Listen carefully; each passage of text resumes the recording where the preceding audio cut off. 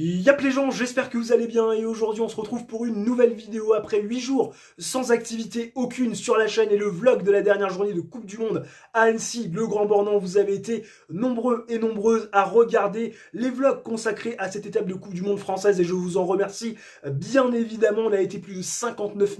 000 personnes présentes du côté des gradins ou autour de la piste pendant les 4 jours de compétition à encourager nos athlètes mais également les étrangers parce que ce public du Grand Bornand a été extrêmement fair-play et c'est forcément très plaisant pour tous les athlètes. Bref, des sensations incroyables, des souvenirs qui sont encore bien évidemment dans ma tête. Vous imaginez bien que j'ai pris mes dispositions pour y être l'année prochaine et revivre les mêmes émotions que cette année avec, je l'espère, autant voire plus de podiums et de victoires françaises parce que ça a été un véritable feu d'artifice, notamment dimanche avec cette dernière journée consacrée au Mass Start. Mais nous ne sommes pas là pour parler biathlon aujourd'hui, nous sommes là pour parler cyclocross puisque oui, dimanche dernier, c'est-à-dire il y a 2 jours, le 26 décembre dernier, avait lieu la 13e étape de Coupe du Monde du côté de Termonde en Belgique. Enfin, c'était censé être la 13e étape du calendrier, mais après l'annulation d'une étape de Coupe du Monde il y a quelques semaines en Belgique, due bien évidemment à la recrudescence de ce fichu Covid-19 qui commence très clairement à nous casser les couilles, si tant est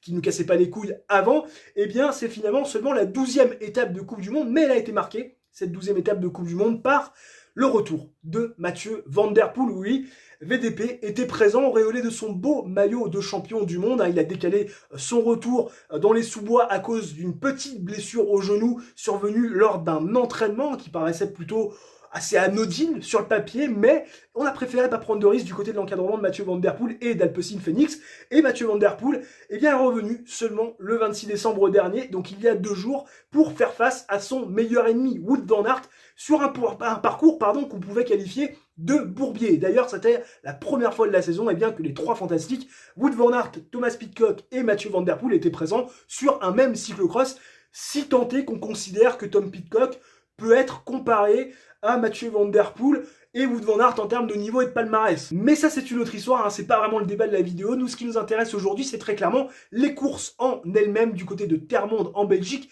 pour ce 13e acte de la Coupe du Monde de la saison, avec bien évidemment les tenants, les aboutissants, les péripéties, le résumé et bien évidemment mon avis sur ce qui s'est passé, parce que si je ne vous donne pas mon avis sur les courses en elles-mêmes, ça fait plus office de résumé que de véritable analyse à proprement dite, et dans la mesure où je vais intituler cette vidéo avis, ou plutôt analyse et avis de la 13e étape de Coupe du Monde de cyclocross 2021-2022, si je vous donne pas mon avis sur ce qui s'est passé, ça va faire un petit peu tâche. Bref, on va tout de suite rentrer dans le vif du sujet et s'intéresser à ce qui s'est passé du côté de Termonde en Belgique, dans ce bourbier, parce que oui, il n'y avait clairement pas d'autre mot pour définir le parcours de dimanche dernier. Énormément de boue, énormément d'humidité, ça collait par endroits, on a même dû courir à vélo sur le dos pour passer certains secteurs qui étaient rendus impraticables, et forcément, c'est le genre de parcours qui avantage tous les très bons coureurs à pied, et puis également les coureurs et coureuses puissants, parce que oui, quand vous êtes capable de mettre du braquet et de développer des watts sur un parcours où la vitesse moyenne n'est pas très élevée, et bien forcément, vous pouvez faire des différences. Et chez les filles, pas de surprise, victoire de Lucinda Brand qui a écœuré ses concurrentes les unes après les autres.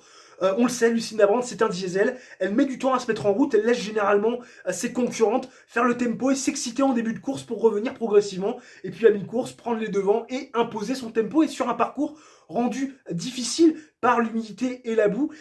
Lucinda Brand a mis les watts, et quand elle a mis les watts, personne n'a été capable de prendre la roue de la championne du monde néerlandaise. Même Marianne Vos, qui était présente sur cette étape de Coupe du Monde, qui n'a pas quitté le podium lors de ses apparitions en Coupe du Monde, n'a pas été capable d'aller prendre la roue de la championne du monde. Cata Blancaras, qui faisait son retour à la championne de Hongrie après une petite coupure, elle aussi en manque de rythme, n'a pas été capable de prendre la roue de Lucinda Brand. Et Lucinda Brand a été seule au monde et va s'imposer en solitaire ou presque, parce que il y a eu le retour presque insensé de l'amie Clara Honsinger, la championne des États-Unis, très reconnaissable avec ce magnifique maillot étoilé, la Captain America donc du cyclocross mondial, qui est revenue, qui comme à son habitude a pris un départ très poussif, parce que il y a plus de diesel que Lucinda Brand, il y a aussi Clara Honsinger, et Clara Honsinger qui petit à petit, tour après tour, a réussi finalement à reprendre les places et à aller chercher cette seconde place, déposant Denis Betsema qui va compléter le podium. Et pendant un petit moment, on a cru que notre Captain America international allait revenir sur Lucinda Brand qui, je pense, dans le dernier tour, n'a pas vu revenir d'ailleurs Clara Hunsinger puisqu'elle était juste derrière. Mais c'est vrai qu'avec le bruit, la boue, l'effort, le fait que tu sois peut-être encore un petit peu aussi dans une phase où tu reprends ton souffle, eh bien, elle n'a pas véritablement senti la présence de Clara Hunsinger, elle s'est même permis de changer de vélo, et finalement, elle va s'imposer avec 4 secondes d'avance, la championne du monde, face à la championne des États-Unis. Denise Betsema va compléter le podium à 36 secondes, Marianne Vos va terminer 4e à 41 secondes, c'est la première fois, finalement, cette année, lorsqu'elle prend un départ de Coupe du Monde, qu'elle ne termine pas sur le podium, elle n'avait pas le visage des bonjours. Notre amie Marianne Vos, qui avait généralement l'habitude de prendre les devants, d'imposer son tempo, et surtout qui montrait toujours un faciès de visage très fermé, respirant par le nez. Là, on l'a tout de suite senti très marqué en début de course. Elle va quand même chercher une très belle 4e place à l'orgueil. Cata Blancavas qui faisait son retour est 8e. Céline Del Carmen Alvarado termine 9e. C'est toujours autant compliqué pour Céline Del Carmen Alvarado qui a du mal à retrouver son niveau. Et on va pas dire que c'est inquiétant à un mois des championnats du monde. Mais enfin quand même, je m'attendais à ce que sa forme soit un petit peu meilleure quand même sur cette étape de Coupe du Monde. D'ailleurs, cette forme est tellement mauvaise qu'elle a dû abandonner, je vous le rappelle, sur le Super Prestige d'hier. Je pense qu'elle commence à vraiment se poser des questions, Céline Del Carmen Alvarado. Dans les jambes, ça va pas. Dans la tête, ça a l'air d'être assez compliqué. Hier, quand elle a passé la porte de son bus Alpecin Phoenix, il fallait certainement pas lui demander un autographe. Parce que très clairement, le visage était très fermé. On sentait que la mâchoire serrée en disait long sur son incapacité à retrouver son niveau. Du côté des hommes, parce que oui, on va quand même s'intéresser à ces messieurs, à ce duel tant attendu entre Mathieu Van Der Poel et Wout van Aert, le premier duel depuis 11 mois, savoir qui des deux allait gagner la première bataille, qui des deux allait prendre l'avantage psychologique sur l'autre en vue d'une potentielle confrontation au championnat du monde le 30 janvier prochain du côté de Fayetteville aux États-Unis. Je dis potentiel parce que là encore, c'est le gros point d'interrogation, savoir si oui ou non Wout van Aert va participer à ces championnats du monde parce que, je vous le rappelle, Wout van Aert, il est signé dans une équipe professionnelle sur route, à savoir la Jumbo-Visma, et pour participer à un championnat du monde d'une autre discipline, il faut l'accord, bien évidemment, de son équipe. Et pour l'instant, Wout van Aert ne nous a pas confirmé sa participation ou non à ces championnats du monde. Alors c'est évident qu'avec la forme et le niveau de Wout van Aert, parce qu'il a clairement jamais été aussi fort, s'il n'y participe pas, je pense qu'il va faire des heureux. Bien évidemment, s'il y participe, en partant du principe qu'il conserve cette forme et peut-être même l'améliorant, parce que j'ai quand même du mal à croire, dans la mesure qu'il est en pleine préparation pour sa saison sur route, qu'il soit à son pic de forme, c'est évident que c'est le candidat numéro 1 à la succession de Mathieu Van Der Poel. Je rappelle que Mathieu Van Der Poel est le champion du monde en titre, il a gagné les 3 dernières éditions, et Wout van Aert n'a plus été champion du monde depuis 2018, c'est-à-dire depuis 4 ans, hein, c'est une éternité. Donc ça serait peut-être intéressant éventuellement pour remettre l'église au milieu du village et pour aller chercher également un 4e titre mondial et revenir sur Mathieu Van Der Poel, pourquoi pas se laisser la chance pour Wout van Aert d'aller participer à ces championnats du monde, mais la décision ne lui appartient pas totalement, bien évidemment, vous le savez. Hein, pour Mathieu Van Der Poel, lui, vous savez aussi qu'il fait ce qu'il veut du côté de l'Alpecin Phoenix, c'est pour ça qu'il est toujours chez l'Alpecin Phoenix et pas dans une grosse cylindrée comme Jumbo-Visma ou comme Ineos Grenadier qui lui fait les yeux doux depuis un petit moment. Bref, ça c'est une autre histoire. Nous, ce qui nous intéresse, c'est cette Coupe du Monde du côté de Terre-Monde. Et je vous ai parlé de la forme de Wout van Aert, du niveau de Wout van Aert, du fait qu'il n'a jamais été aussi fort. Vous imaginez bien qu'il a gagné cette course, mais il ne l'a pas seulement gagné, il l'a écrasé sur un parcours, bien évidemment, qui lui convenait, parce que Wout van Aert, dès qu'il y a des passages un petit peu sinueux ou c'est un petit peu trop boueux tout de suite, vélo sur le dos, course à pied, il est très à l'aise là-dessus. Dès qu'il faut mettre les watts, il est sur sa planète. Personne n'est capable de faire aussi bien que lui, personne n'est capable finalement de tenir sa roue. Mais notre ami Wout van Aert, à la manière d'une Lucinda Brand, hein, en routier, en mode diesel, a laissé quand même en début de course à ses principaux adversaires faire le tempo, et notamment Toon Aert et Mathieu Van Der Poel qui ont pris des départs tonitruants, surtout Mathieu Van Der Poel qui a fait un départ absolument incroyable, hein, il était pourtant en 4e ligne, et bien Mathieu Van Der Poel, voyant que ça s'était ouvert devant lui, a décidé de sprinter dès le début et pour finalement rentrer en 7 ou 8e position après le premier virage, histoire de se replacer. Il était même mieux placé que Wout van Aert en début de course, il a même lâché Wout van Aert en début de course qui s'est mis tranquillement en route en mode diesel, comme notre ami Lucinda Brand, et Wout van Aert qui petit à petit revenu sur un Mathieu Van Der Poel qui faisait le yo-yo, qui avait du mal à tenir la roue de Toon Aert. Toon Aert qui a été quand même la grosse surprise et la grosse satisfaction quand même de cette Coupe du Monde du côté de Termonde, hein, derrière bien évidemment Wout van Aert, parce que il n'y a pas de complexe chez Wout van Aert, chez Toon Aert, il n'y a aucun complexe. Autant chez Iserbyt, chez Thomas Pidcock, quand on voit arriver Wout van Aert, quand on voit arriver Mathieu Van Der Poel,